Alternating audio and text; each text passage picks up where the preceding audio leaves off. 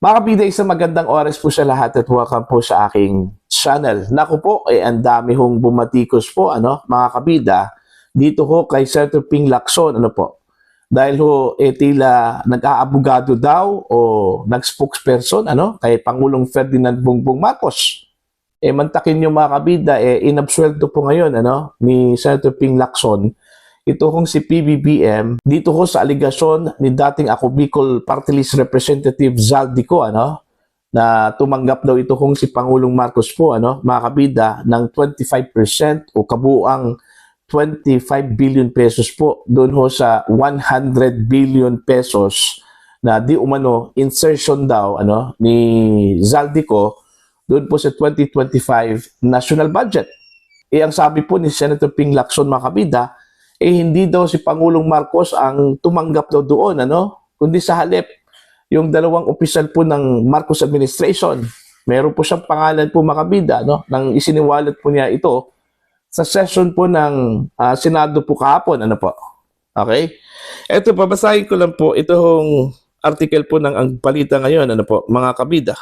Ang sabi po dito ni Senator Ping, wala talagang alam si Marcos Jr. sa 100 billion pesos insertions. Ayan. Binigyang linaw ni Senator Ping Lacson na hindi si Marcos Jr. ang tumanggap o nag-utos mula sa kontrobersyal na 100 billion pesos budget insertion sa 2025 national budget. Sa plenaryo ng Senado, kahapon po ito, Nobyembre 18 po, mga kabida, tahasang itinanggi ni Lacson ang pahayag ni dating Ako Bicol Party List Representative Zaldico na nag-deliver umano siya ng 25 billion pesos bilang 25% commission para kay Marcos. Ayon kay Lacson, yung sinabi ni Zaldico on social media as posted na nag-deliver siya ng 25 billion pesos representing the 25% commission, di umano para kay Presidente, that I will attest na hindi totoo. Kasabay nito, kinumpirma rin ni Lacson ang pagkakaroon ng 100 billion pesos insertion na ibinulgar ni Zaldico, ngunit iginiit na ibang opisyal ng Malacanang ang sangkot, hindi ang Pangulo. Pinangalanan niya sina Presidential Legislative Liaison Office Undersecretary Adrian Carlos Bersamin at Education Undersecretary Trigev Olaivar na kapwa nag-resign at inakusahang nag-name drop sa Pangulo upang makalusot ang insertions at mapaniwala si Ko na para kay Marcos ang pera. Ayon. So, hindi raw si Pangulong Marcos, mga kabida, ang tumanggap nitong 25% po o 25 billion pesos na commission o kickback, mga kabida, mula sa 100 billion pesos po na insertion di umano. Okay? Diyan po sa budget po, sa 2025 national budget, kundi itong dalawang mga nabanggit po, ni Lacson, si Bersamin at saka si Olaivar, na nag-post, mga kabida, bilang na nagpaniwala po kay Zaldico na para po kay Pangulong Marcos po ito hong perang ito kung pakinggan po natin, mga kabida, yung video po ni Zaldico hindi naman po itong dalawa ang tumawag po sa kanya mga kabida. Ito pong si Amina Pangandaman daw yung nag-resign po na Secretary ng Department of Budget and Management po ang tumawag po kay Zaldico, sabi po niya at sinabi na mayroon pong instruction po ang Pangulo na mag-insert po siya ng 100 billion pesos. Bakit po naniwala kaagad itong si Lacson, mga kabida?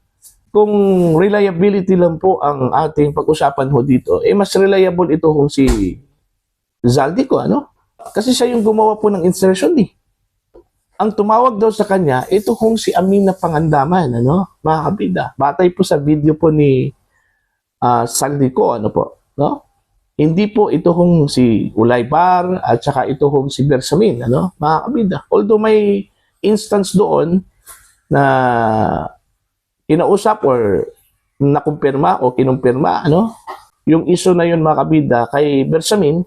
Pero ang unang tumawag sa kanya po mga kabida daw, ano, ito hong si Amina Pangandaman.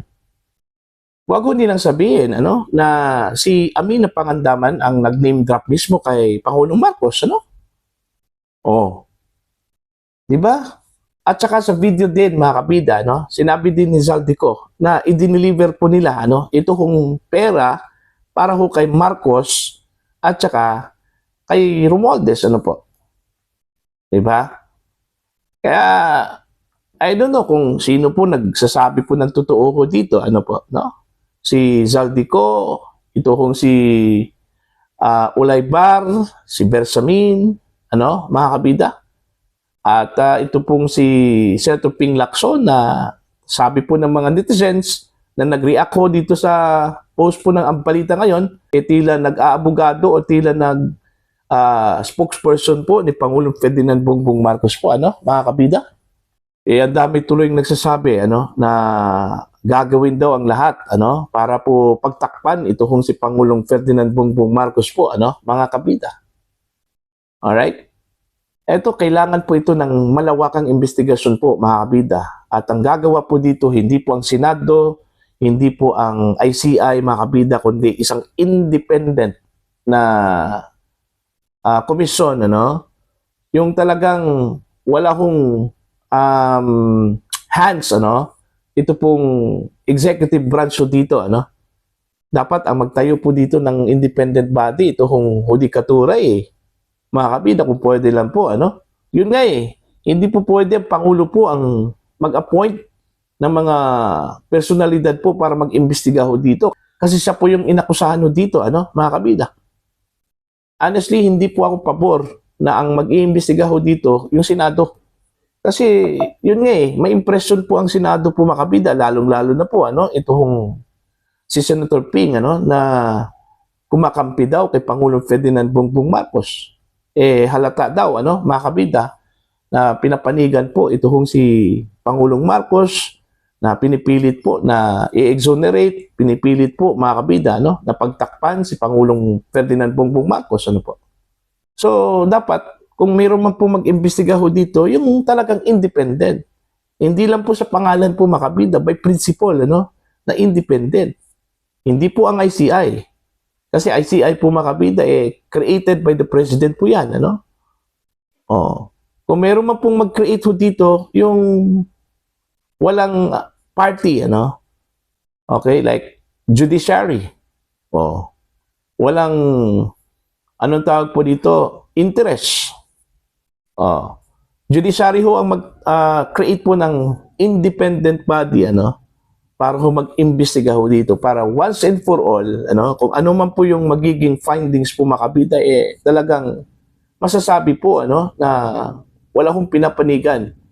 Kung ano man po yung resulta po ng investigasyon, sa pamamagitan po ng ebidensya na inilatag po, ano, mga kabida. Diba? Ito, very complicated na po talaga ito, ano? Kasi po, nasangkot na po dito ang Pangulo, mga kabida, no? Hindi lang po mga ordinaryong opisyal po ng gobyerno ang nasangkot ho dito, ano? Kundi mismo ang Pangulo, ano? Inakusahan ng Pangulo, mga kabida, na tumanggap po ng 25 billion pesos bilang kickback o komisyon doon po sa inuutos di umano niya, mga kabida, no? Na 100 billion pesos po na budget insertions, mga kabida, sa 2025 national budget.